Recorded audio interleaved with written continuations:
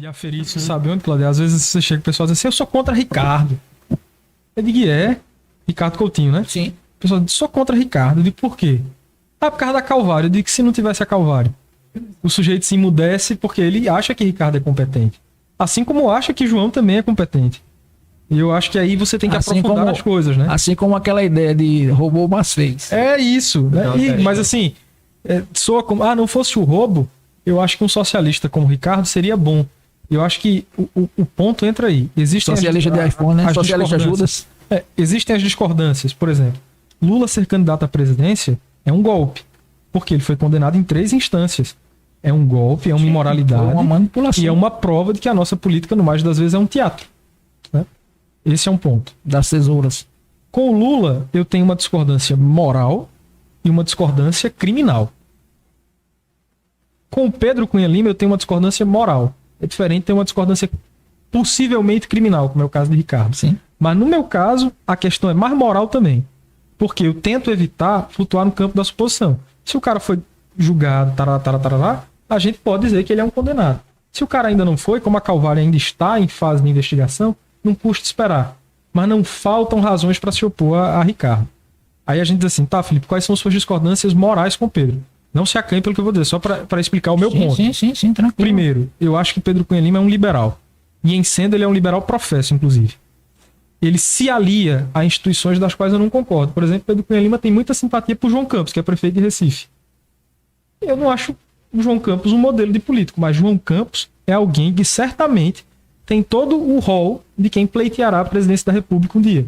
João Campos é namorado de Tabata Amaral. Com chance. Ambos são de esquerda. E Pedro flutua bem com eles. Pedro foi um grande deputado, dizem assim. Ele foi o melhor deputado do Brasil. Particularmente, na minha vida pelo menos, e conheço a vida de outras pessoas, eu não vi a menor diferença no mandato dele.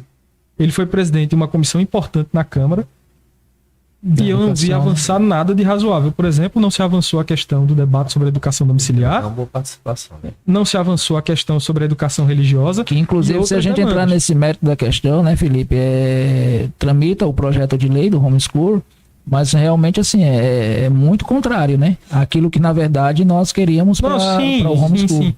Mas eu digo, sabe, essas coisas, que para um católico pesariam, não estão com o Pedro. Segundo, né? Eu acho que é muito confortável, às vezes, a gente dizer, né? O Pedro é diferente do pai, mas ele está apoiado por todos aqueles que elegeram Cássio no passado. Por exemplo, se ele de fato fosse diferente, a meu ver, ele não teria aceitado a aliança com Efraim. Politicamente eu entendo, pragmaticamente eu entendo. Mas fazer isso é jogar o jogo de sempre. Ele não é diferente? Se ele vai fazer essa exceção, que ele explique essa exceção. Porque não pode, sabe, Claudete? O cara ficar dizendo o tempo inteiro que João é o governador da Calvário e tá aliado com um cara que foi aliado de João por todo o mandato do próprio João e de Ricardo Coutinho.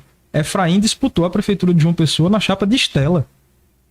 Estela, que aliás é uma das deputadas mais progressistas do nosso estado. Efraim se arrependeu disso? Efraim já disse publicamente que discorda das políticas de Estela. Então, assim, eu poderia listar todas as minhas razões para não votar no Pedro. Eu só faço esse parênteses, porque como tu tinhas perguntado, né, eventualmente onde é que é? Eu conheço a atuação parlamentar dele. Se ele quisesse, inclusive, vir aqui no programa, eu sei que nós somos um programa ainda muito pequeno, adoraria debater e entrevistá-lo a esse respeito, mas sem nenhum problema. Sim. Eu trataria com muita deferência. Mas ele não vai esperar de mim esse respeito pouco que ele tem com o veneziano, com o Nilvanga, que esse joguinho, sabe? E fora do debate a gente fala mal um do outro e cara a cara a gente não fala. Não é assim que funciona. Então eu acho que ele não tem lugar de fala para falar sobre privilégio político. Do ponto de vista moral, discordamos. Inclusive quando ele diz assim, educação, não sei o que, discordamos das propostas que ele tem para educação. Ele pode até, eventualmente, ser um administrador como Romero foi em Campina. Pode, acho que ele pode. Acho que nesse sentido ele organizaria bem as contas da Paraíba. Acho que ele melhoraria a nossa economia. Ele conseguiria destravar algumas coisas burocráticas, acho. Não estou dizendo que é tudo ruim, não. Mas do ponto de vista geral, eu tendo mais a discordar do que a concordar. E a mesma coisa com todos os candidatos ao governo do Estado. Não é só com ele, não. Sim. É porque hoje eu bato mais nele, entre aspas, aí o pessoal diz assim, e João Azevedo? Fizemos uma live, eu e Glaucio, expondo assim um cabedal de erros do governo de João Azevedo. Eu lembro. Ricardo e tudo mais. Live, sim. Então poderia fazer, né? Eu tento ter esse lugar assim posicionado de só falar daquilo que eu conheço. E a mesma crítica que eu tenho, por exemplo, a Rui. Que pode fazer um bem? Pode. Mas Rui foi o candidato de Cícero em 2004. E Rui tinha uma plataforma de governo, aqui em João Pessoa, parecidíssima com a de Cícero. Inclusive no aspecto da ideologia de gênero. Gostaria de perguntar isso a ele. Mas e aí, bicho, tu é a favor disso? Tu viu isso aí? Entende? Então, assim, é complicado. Eu sei que a lida política que a gente tem, eu não discordo em momento nenhum de você ter entrado no PSDB. Pelo contrário, eu acho que o católico hoje ele precisa ser um partido em si mesmo.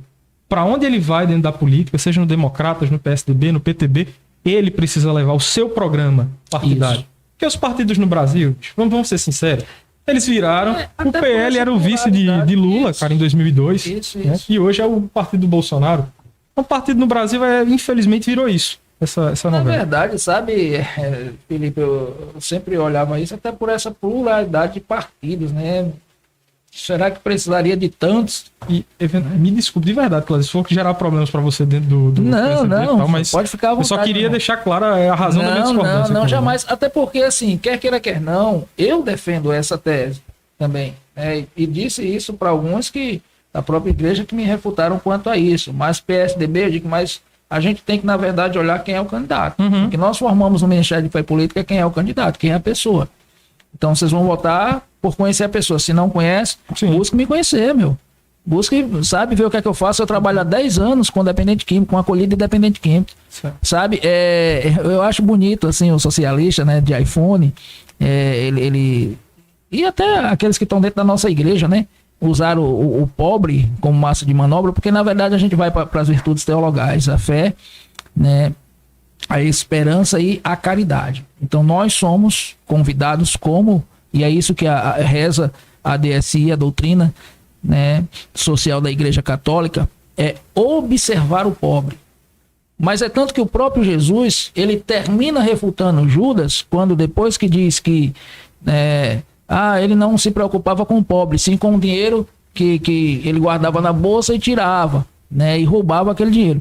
E o próprio Jesus, ele vai dizer o que? Ele vai dizer, pobre nós sempre teremos entre nós. Então, fazer o ato de caridade, isso é próprio para o cristão, sobretudo para o cristão católico. Nós somos chamados a isso, principalmente quando chega no período da quaresma, um período mais reflexivo para nós, em que nós precisamos, sobretudo, fazer essa caridade. Mas não é a caridade do assistencialismo, gente. Sabe? Não é a caridade do dar... o peixe, caridade. O peixe, a caridade de dar o peixe, não, mas é de barganhado, mas é de dar a vara. Então, assim, eu trabalho há 10 anos e aí eu chamo qualquer socialista desse que fala do pobre, eu simplesmente pergunto assim, qual deles tiveram a coragem de colocar um traficante dentro de casa? Porque eu comecei meu trabalho acolhendo. Tá ali a minha assessora ali tirando foto, ali a Renata mora conosco. Renata é uma filha espiritual que mora conosco. Fique brava comigo, não, viu, Renata? Ela sabe da minha história. Eu acolhi um ex-traficante, a esposa, o filho e mais 3 usuários dentro da minha casa, morando eu, minha esposa e 2 filhas. Num dia de Natal de 2012, eu olhei para eles e disse, rapaz, vamos procurar um canto pra gente começar um projeto. Fomos atrás, encontramos um canto, sem dinheiro no bolso. Cheguei lá na mulher e disse, eu sou um missionário católico. Eu chorei tanto que a mulher fez um aluguel bem barato na época. Começamos um trabalho. Eu nunca bati em porta de político algum, sabe? Nunca fui atrás do poder público, sabe? Nós mantemos a casa hoje com auxílio das contribuições dos nossos membros na comunidade, dos amigos que nos conhecem, né? E do familiar que pode. Então, assim, quem desses teve a coragem de pegar um cara desse aí, botar dentro de casa e dizer, rapaz, vamos fazer.